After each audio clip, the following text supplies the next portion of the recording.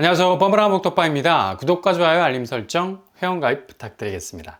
지금 일본 엔화가 정말 심상치가 않습니다. 이런 식으로 환율 자체가 제대로 세팅되지 못하고 널뛰기를 하게 되면 그동안 엔저 수위를 장기간 동안 유지했던 일본, 어찌 보면 내수를 진작시키기 위한 가장 하드한 드라이브였고, 수출에서도 상대적으로 저가의 제품으로 가격 경쟁력을 확보할 수 있는 수단일 수 있었지만, 이게 워낙 달러 강세가 오래 지속이 되다 보니까 이제 전략적인 엔저에서 빠져나와야 하는 그런 시점까지 와버렸습니다. 이렇게 엔저를 기본적으로 깔고 있게 되면 그동안 누렸던 특수들이 죄다 달러의 파워 속으로 블랙홀처럼 빨려 들어갈 수 있는 자산 시장에 이 기빨림 현상이 일어나기 때문에 그동안 그렇게 일본이 장기적인 경기 침체 속에서 버텨왔던 틈새도 결국에 버티지 못하고 깨지기 일보 직전.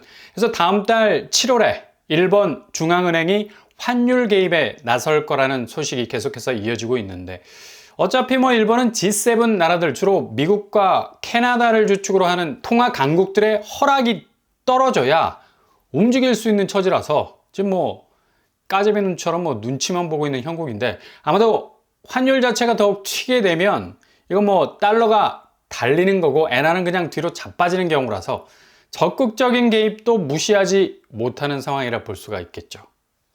이렇게 엔화가 저공 비행을 하기 시작하자 다시 주말을 우회하면서 살짝 조짐을 보였던 미국 국채가 비상을 하기 시작을 했습니다. 날개를 깨끗하게 정비하고 다시 날아오르는 모습은 가히 무서울 정도의 기세로 올라치고 있는데, 일본의 엔저 현상이 거의 38년 이래로 최저 수준으로 기어다니기 시작을 하니까 당연히 일본 당국에서는 현금 확보에 총력을 기울일 수밖에 없게 되잖아요.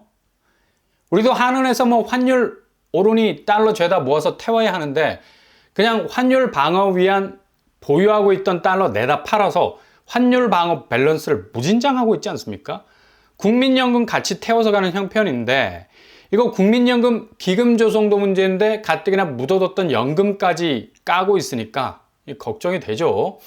일본 역시도 미국 국채의 최대 수요층 아니겠습니까? 근데 극도로 엔화가 급락을 하게 되니까 당연히 보유하고 있던 미국 국채 내다 팔아서 달러 확보 비상이 걸린 건데, 이렇게 되면 국채 가격이 쏙 빠지게 되죠.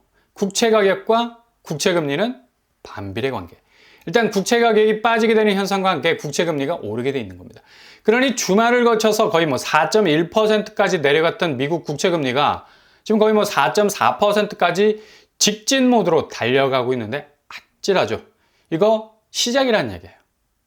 엔화는 170엔까지 뚫을 가능성 충분히 있습니다. 이렇게 일본 중앙은행처럼 배째라식의 무방비에 가까운 환율 방어국은 본 적이 없다 싶을 정도로 일본이 미국 국채를 본격적으로 팔지는 않고 있지만 팔 기미를 보이니까 미국 국채 가격이 뛰는 것처럼 분위기가 그렇게 돌아간다는 얘기죠. 일본은 여전히 적극적인 방어는 아직 하고 있지 않습니다. 워낙 이렇게 상황이 비상하게 돌아가니까 일본 기업도 달러 확보에 사활을 걸 수밖에 없는 거고, 당연히 시장에선 달러를 빨아들이는 수요가 급속도로 증가하니까 몸값이 올라가는 거죠. 달러가 그만큼 귀해지는 거죠. 그러니 지금 160엔 수준에서 170엔까지 충분히 천장을 뚫을 가능성이 많다는 얘기입니다. 근데 여전히 일본은 잃어버린 30년이 무서운 거라. 부동산에서 촉발된 대버블의 붕괴가 가져온 고난의 행군이 떠올라서 아찔할 수밖에 없는 거고, 그렇게 처참하게 무너졌던 내수 경기, 그동안 엔저로 버텨왔던 세월이 그래도 나름의 꿀이었죠. 관성이 무서운 건 그렇게 계속해서 달려가는 동선이 멈추질 않는 건데, 엔저라는 내수 경기 쪽 관성의 문이 닫히고 중앙은행이 적극적으로 환율에 개입, 기준금리 번쩍 들어올리게 되면 일본 사람들 가만히 안 있을걸요. 극도로 내수는 다시 얼어붙을 가능성 높게 되고, 이게 일본의 특징입니다. 국민 모두가 평균적인 자산을 가져도 물가만큼은 절대 올라서는 안 된다는 신념. 체감되는 물가가 조금이라도 꿈틀거리기 시작하면 거센 저항에 부딪히게 된다는 것, 누구보다도 잘 알고 있다는 얘기예요. 그래서 지금까지 금리를 건드리지 않은 겁니다. 지난번 살짝쿵 올렸던 기준금리는 간에 기별도 안 될 만큼 시장의 충격을 최소화해서 올린 건데 오히려 뭐 엔화 가치는 더 떨어지고 있다는 얘기죠. 그래서 일본의 고심은 깊어질 수밖에 없는 겁니다. 결론적으로 일본 경제가 약진하고 있다는 겉모습은 지금 상당히 불안한 통화정책 기반 위에서 움직이고 있기 때문에 갑작스러운 변화를 맞을 가능성이 높다는 얘기입니다. 그만큼 도쿄를 중심으로 1990년도에 터진 부동산 버블의 상처는 여전히 시장에 심리적으로 고스란히 남아있다는 사실.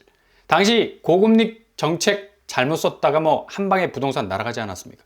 저금리로 집값 살살 조절하다가 미국과 경제관계에 뭐 얽히면서 극도로 무역 수지가 나빠지면서 거의 뭐 극강으로 금리 끌어올리면서 박살이 난 건데 결국 금리 운영이 개판이었던 게 화근이었습니다. 쪼여야 할 때 풀었고 풀어야 할 때 쪼였다는 건데 우리나라 금리도 거꾸로 가고 있지 않습니까? 쪼여야 할 때 우리는 미국과 2% 금리 차로 푸른 거나 마찬가지죠.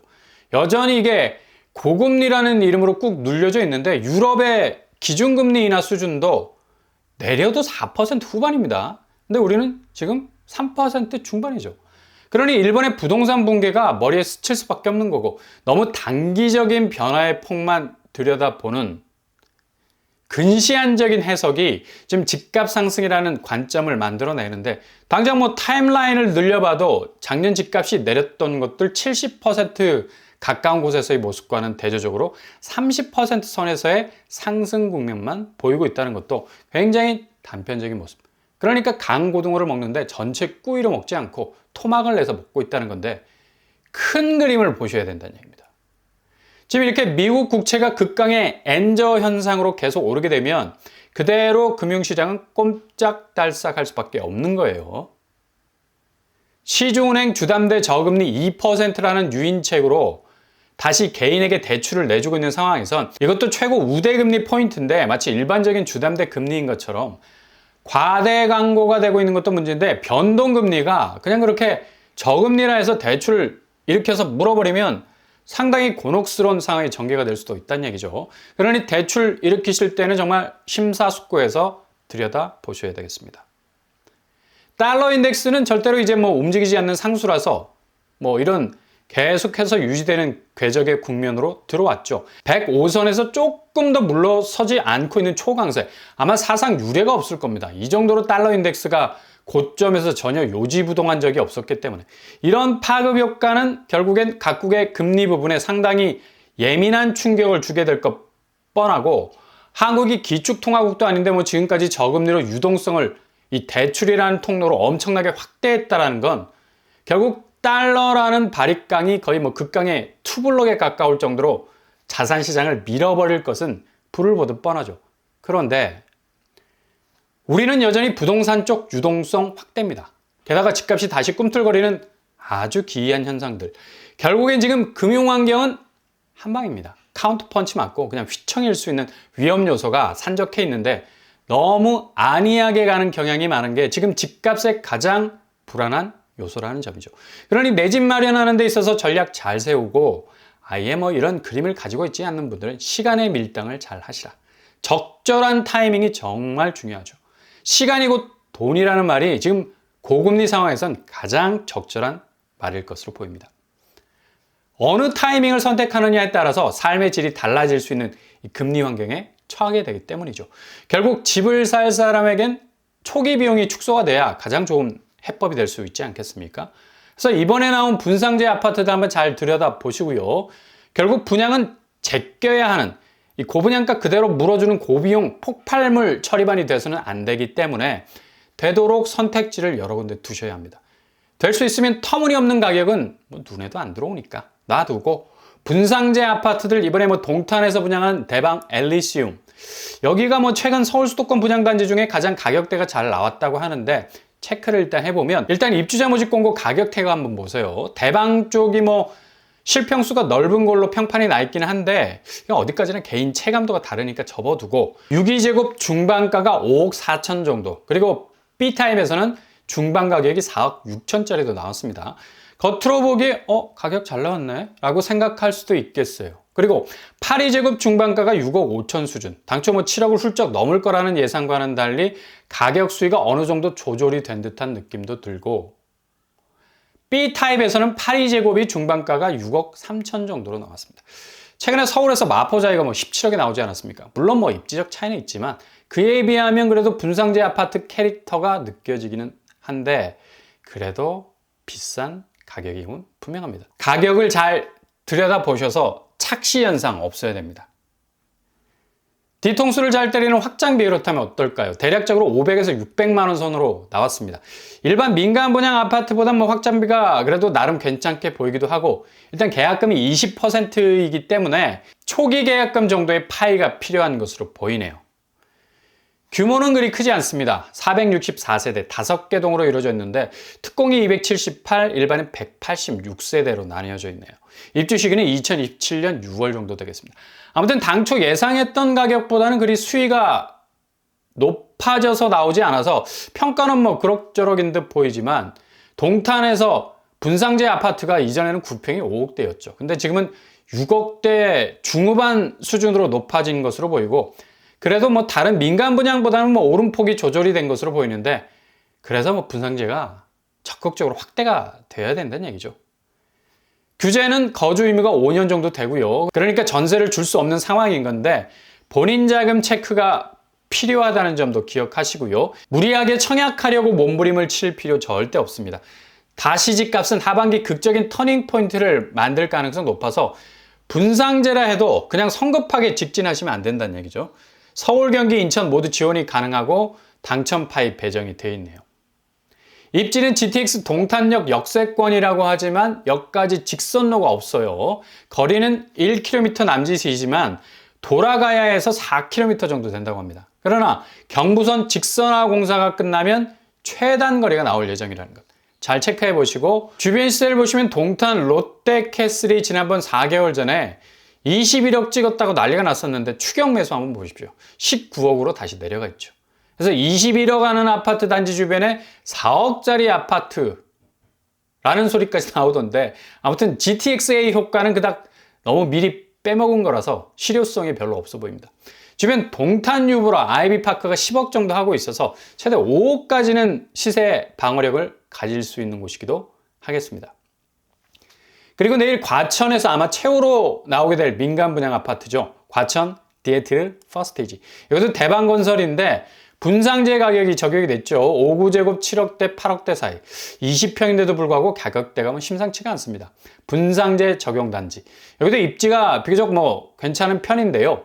신설역이 과천 지정타역이 들어서게 되면 훨씬 더 교통환경은 좋아질 것으로 예상이 되고, 공급 규모가 740세대 정도 돼서 동탄보다는 규모가 더 큰 곳입니다. 대신 평수가 작죠. 이거 감안하셔야 되고, 아무튼 체크해 보실 수 있기 바랍니다. 절대 성급하게 물어서는 안 돼요. 잘 들여다보는 게 중요하다는 얘기죠.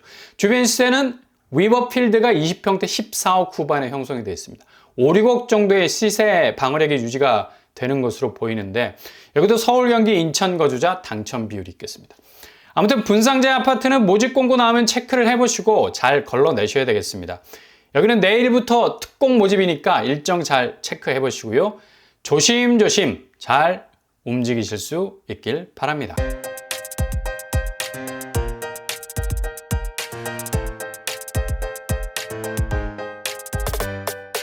오늘의 부동산 캐릭터처, 미국 국채가 여전히 꿈틀거리는 데다가 엔화까지 출렁거리고 있어서 앞으로 금융시장은 주담대금리가 다시 급속도로 리부팅 될 수 있는 가능성 많죠. 그래서 현실적으로 비용이 가장 적게 드는 부분으로 좁혀나가면서 잘 걸러내시고 기회를 잡아나갈 수 있는 여러분들이 되실 수 있길 바랍니다. 오늘도 응원합니다. 항상 여러분의 길이 꽃길만 되실 수 있길 바랍니다. 시사인 오빠한번 한번 급발 마치겠습니다. 구독과 좋아요 부탁드립니다. 감사합니다.